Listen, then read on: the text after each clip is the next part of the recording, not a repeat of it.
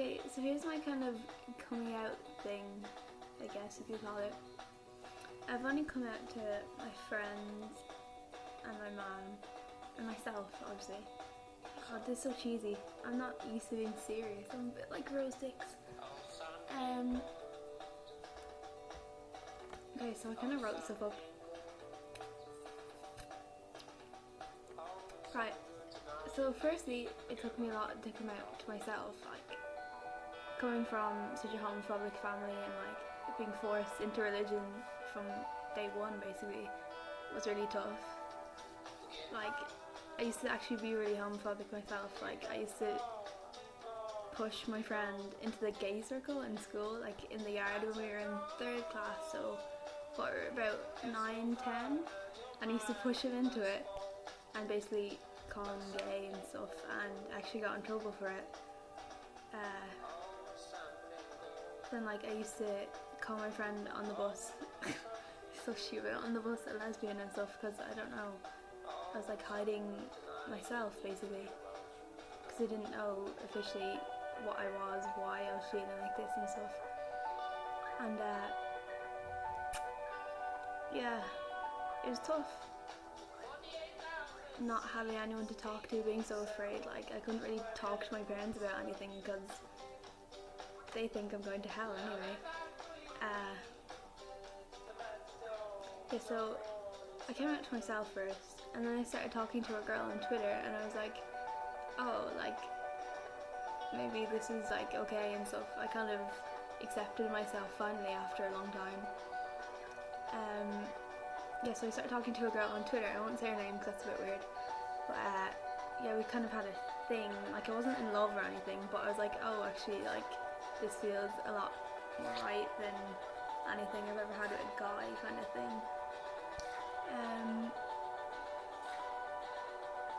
Yeah, so that happened, and then it kind of just stopped, and I hurt her somehow. I don't know. Like, a while later, she told me that she used to cry all the time and stuff, whatever. And then Emma came along. You probably know who Emma is. Hey, what's that again? Why can't I think of the name of the little thing? Hey, I'm not gonna Google it, but hey, pour me a beer. You probably know who she is. Yeah, Emma came along, and I was like, fuck, like, she means a lot to me, and I fell in love and stuff. And I realised, yeah, it's like, definitely, I like girls a lot more than I've ever liked guys. Like, I've never fell in love with a guy before. I used to have boyfriends a lot, but yeah, I never like loved any of them, not like this anyway. So yeah, Emma came along, and I kept chasing after her for ages, little fucker, and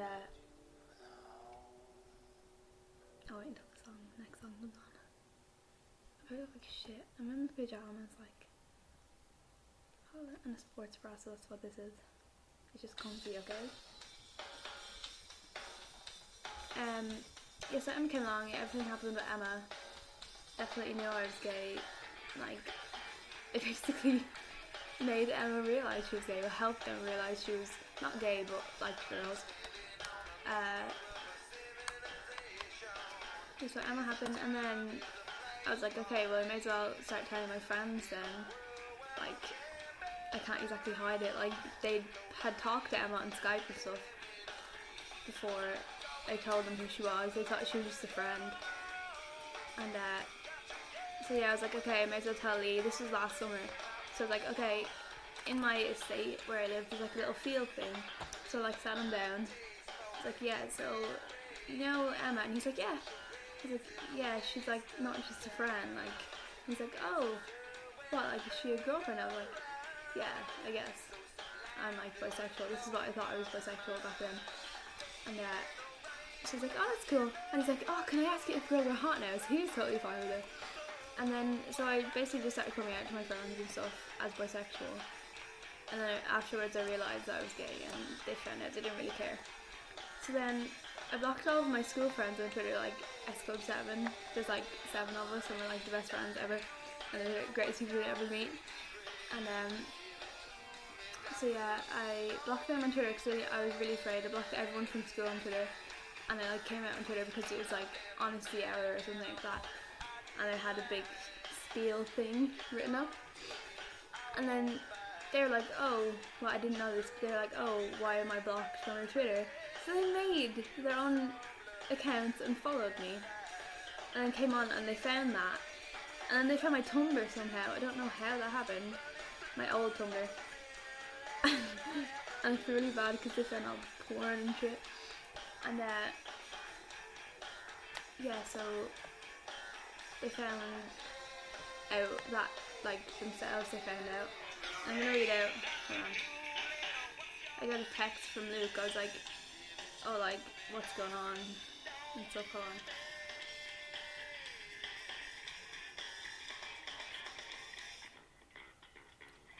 Sorry, I love this space so long.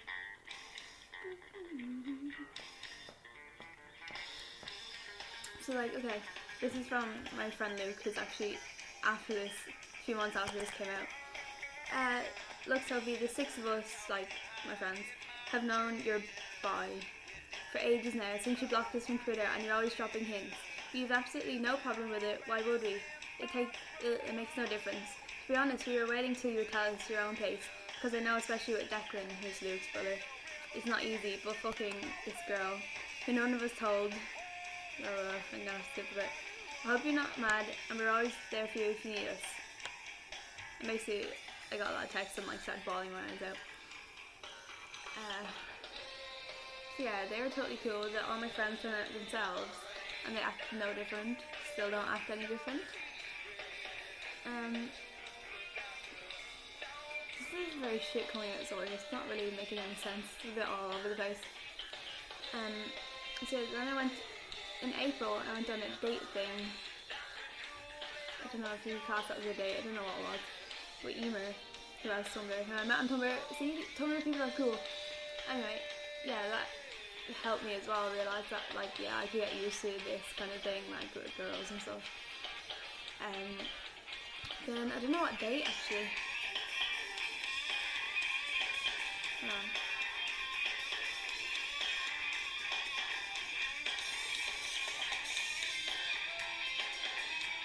On the 19th of May, so like when I was finishing school, well last year,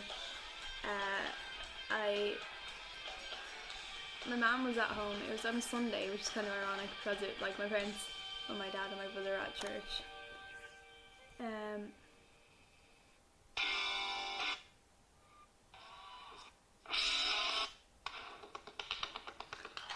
My brother and my dad were at church, and my mum was still home, and she was in her room, and I went in, and I don't know, I think I just started crying or something. And for the past while before that, she had been asking me like, what's wrong, like, are you okay, all this kind of stuff, like, I don't remember exactly what happened.